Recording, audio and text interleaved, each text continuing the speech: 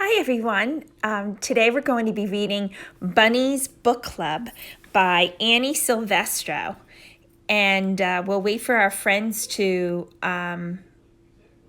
start before we start to read. Hi, Mrs. Hughes.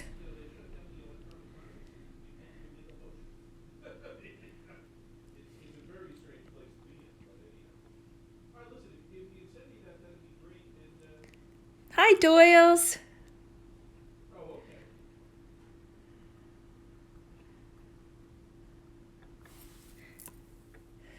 Hi, Utels. So good to see everybody. Oh, hi, Miss Mary Grace. So glad everybody joined. Everybody's joining.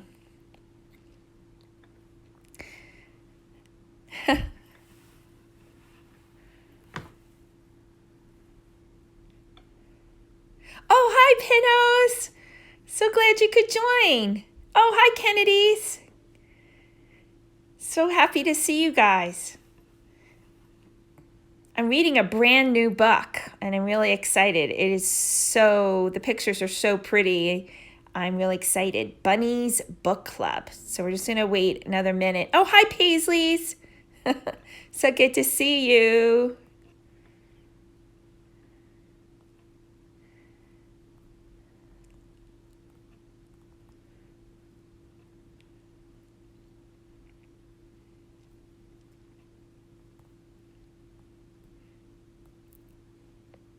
I hope everyone's enjoying today.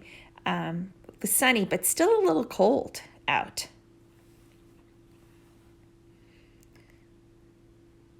Still cold.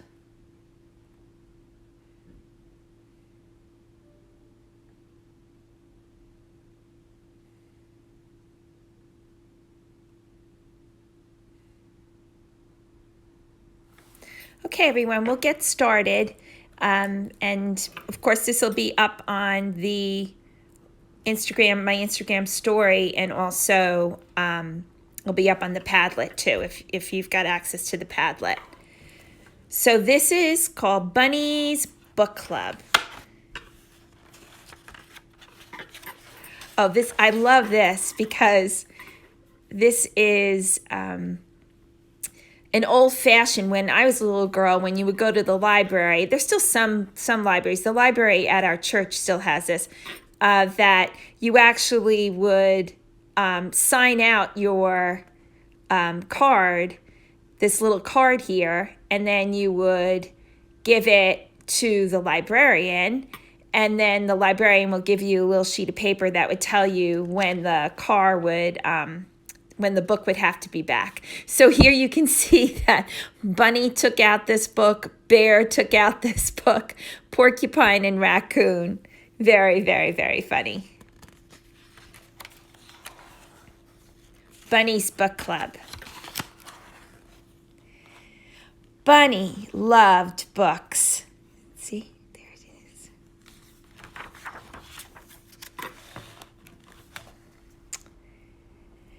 He'd loved them ever since he first heard the lady with the red glasses reading aloud to the children outside the library.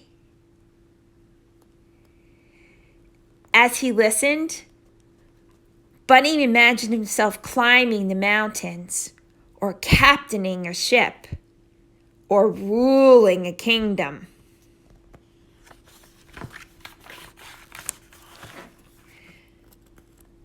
But when summer ended, story time moved back inside. Bunny wasn't sure if animals were allowed in the library, but Bunny was sure he couldn't live without books. See, you can see him peeking in the window. He didn't know whether bunnies were allowed to go into the library, but he still wanted to hear the lady with the red glasses reading her storybooks. Night after night, he could hardly sleep, wishing he had to do something. So, with a flashlight in his paws and hope in his heart, Bunny jumped out of bed and tiptoed through the dark. Oh my goodness, where do you think he's going?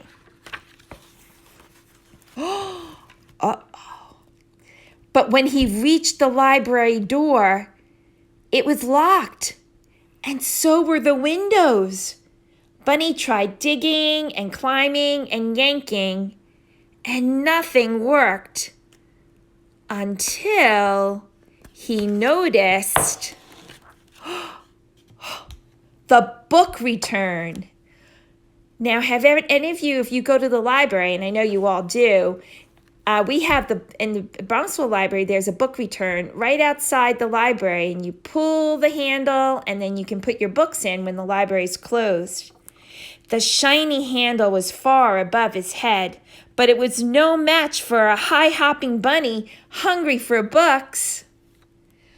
Bunny leapt, and he clung to the bar, and he flung himself over and wriggled his cottontail right into the slot. Oh my goodness. He landed inside with a thud. Uh-oh.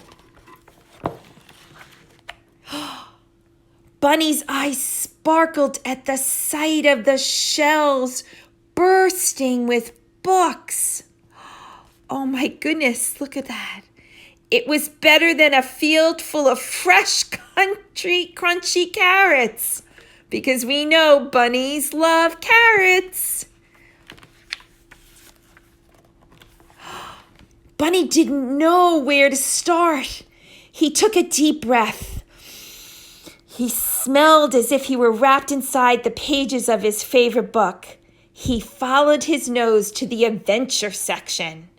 Then he found stories about swashbucklers, which are really like pirates, sharks, and superheroes, and Bunny greedily grabbed them all. Oh my gosh! His whiskers twitching with excitement, he slipped his treasures through the book slot one by one. Then, performing his best balancing act, Bunny wobbled home. He couldn't wait to dig in. Look at all the great books he has on top of his head. And so Bunny returned to the library each night. He searched and sneaked and then scurried back to read. Soon his home was more books than burrow. Okay, so burrow might be a word that you don't know, but burrow is another word for a bunny's home. They burrow. They make these little burrows underground, and then they hide in there. It's so funny. I couldn't sleep last night, and so I was sitting by my window looking out, and there was this huge bunny outside on my neighbor's lawn, and I just watched it, and I was wondering, why is it in home? Why isn't it at home going to sleep? Why isn't it in its burrow? My gosh, do you think maybe it was the bunny in this book? I don't know. Then, one evening, a loud knock startled Bunny. He closed his book and opened the door. "Where have you been?" asked Porcupine. Reading," said Bunny. "Why?" said Porcupine. Bunny's eyes popped wide open. "Why?" he sputtered. Have you ever been to the library?" It was time for Bunny to let Porcupine in on his secret. Oh my gosh, look. "Are you sure this is a good idea?" said Porcupine. "Calm your quills," said Bunny. "I'm too prickly. I'll never fit." So a porcupine, and you sometimes see them outside, but these are all called quills, and they're very prickly. Bunny pushed and shoved until pop went Porcupine. Bunny slipped in and flipped on his flashlight. "Whoa," said Porcupine. "I know," said Bunny. "Do you think there's a story about balloons? For I've always wondered about balloons." "Most definitely," said Bunny. So there they are going around. Sure enough, Porcupine found a book on balloons, and then on deserts and dunes and caterpillars and cocoons. When Bunny handed him a book about hedgehogs, he hugged it. Aww. The two friends took turns cramming books out at the slot. Their towers teetered so high they could barely carry them. Together, they read until sunrise. Oh. One night, Bear noticed the light on at Bunny's. He opened the door and tripped over a stack of books. "What's going on?" said Bear. "Here," said Bunny, and handed him a book. Look at the bear and the porcupine and the bunny. Soon, more curious animals began visiting.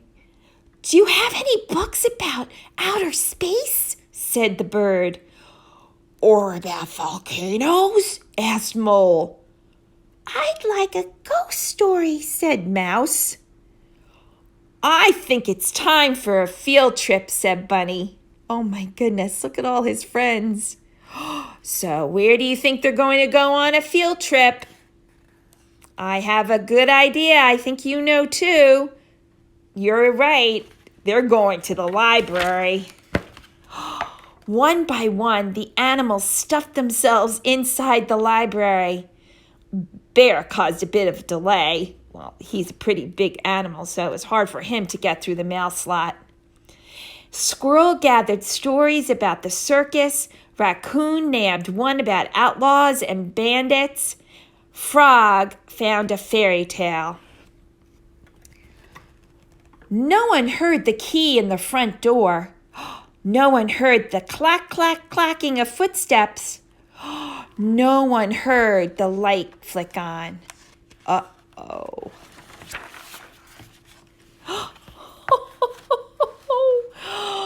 Who's that? There it is, the librarian. "What do we have here?" said the librarian. The animals looked up in shock. Bunny gasped. Porcupine gaped. Bear groaned. "Oh, no." "Follow me," she said. The animals marched slowly behind her. "We're done for," whispered Porcupine. "All libraries have rules," said the librarian sternly. Bunny's whiskers trembled. Porcupine's back bristled. Bear eyed the door. Bunny stepped forward to take the blame. The librarian leaned down. Oh no, what do you think's going to happen? "The rule is every book lover must have one of these," she said. Oh, she handed Bunny and his friends shiny new library cards. Oh my gosh. "Now you may borrow books," she said, smiling. "As long as you return them, of course." Bunny couldn't believe his ears. They could keep coming to the library. Oh my gosh, do you think Bunny was happy? Oh, I do. I think she very, very happy. He beamed at his fellow readers, then bounced to the shelves. He picked the perfect book, and he proudly checked out the very first official selection for... Oh, Bunny's book club. Look. Oh no, he started his own book club. And look, everyone is reading stories. That is so fun. Just like us. We're having our RCNS book club, right? Reading stories together every day. That is the best. The best. This is a new book for me, and I really, really liked it, and I hope you did too. So it'll be on, if you came in a little bit late, they'll be on the Instagram stories, and then we'll have it on Padlet tonight. Okay, enjoy your day, everyone. Love you all, and see you tomorrow. Bye.